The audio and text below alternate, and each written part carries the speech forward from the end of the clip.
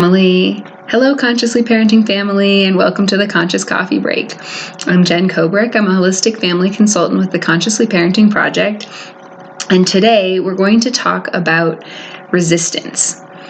So we often get resistance as parents from our kids, and if we're paying attention, we may notice sometimes that we feel internal resistance to things sometimes. If you're parenting with a partner, you have likely felt resistance from your partner sometimes. Resistance is a part of life.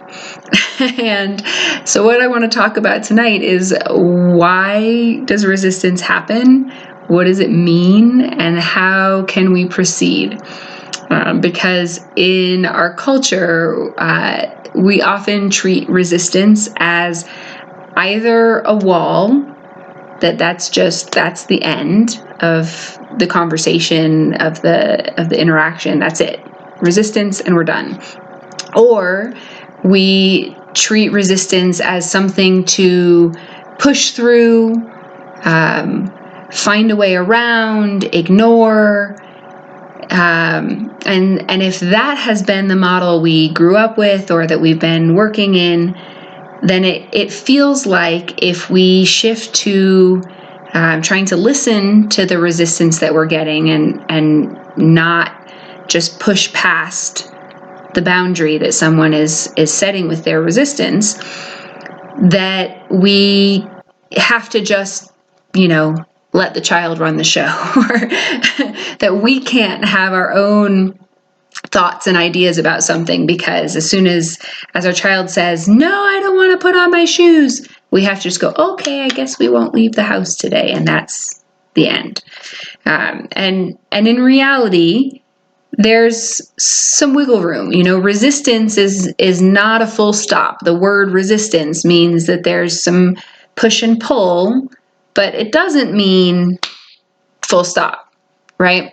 So in resistance, so the way I want to frame this is that resistance is not the message itself. When we're looking for messages from our children's behavior, our partner's behavior, even our internal guidance, the resistance is not the message.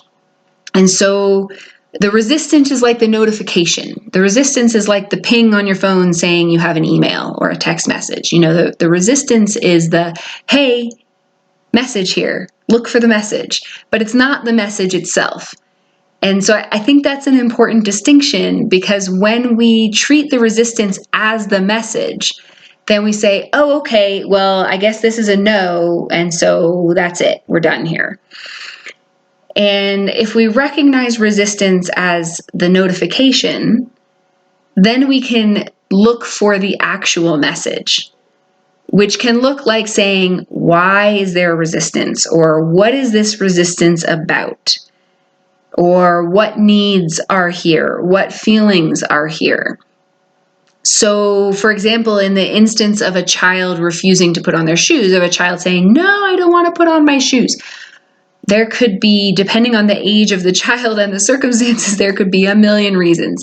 It could be that the child really is feeling tired, or there's been a lot going on, and what they're trying to say is that they really, truly would like to not go anywhere and stay home and have some rest.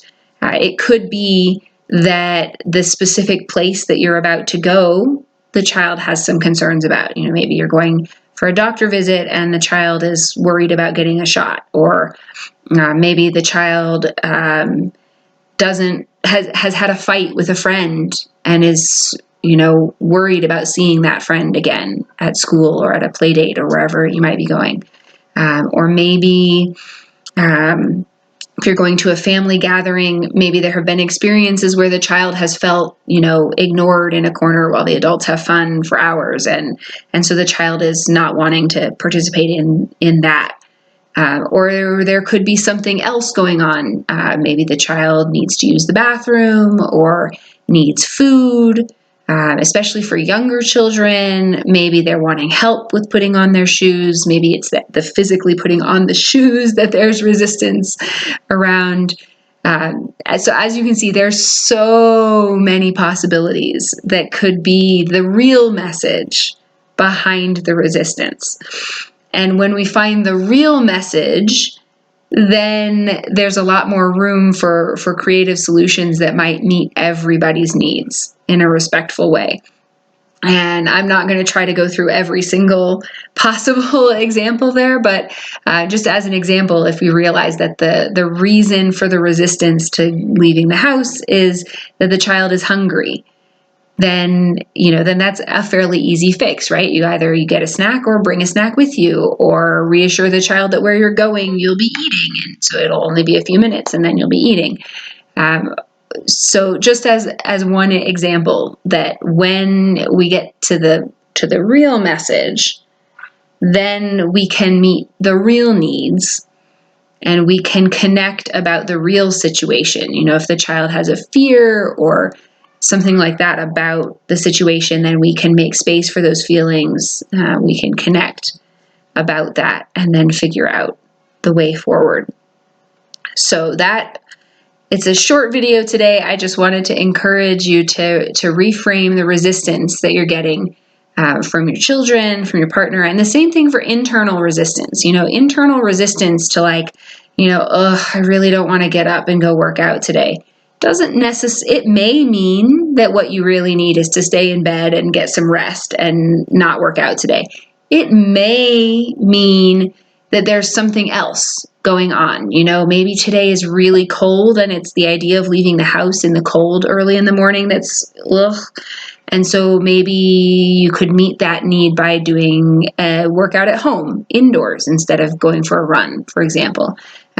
So even the same thing with our own internal resistance of bringing curiosity and looking for what is the message that this resistance is trying to convey, and how can I meet the real needs that are underlying this message. So that's where I want to leave you is with, take that out into the rest of your day and see what happens when you can make that switch to thinking of the resistance that you're getting as the notification instead of the message. And let us know in the comments if that allows you to see a message more clearly, or if you have more questions about this or how to apply this to a situation, or if you're getting resistance and you're having trouble figuring out what the message might be, then post that and we will be happy to help you. And as always, have a great week, and I will see you on the next Conscious Coffee Break.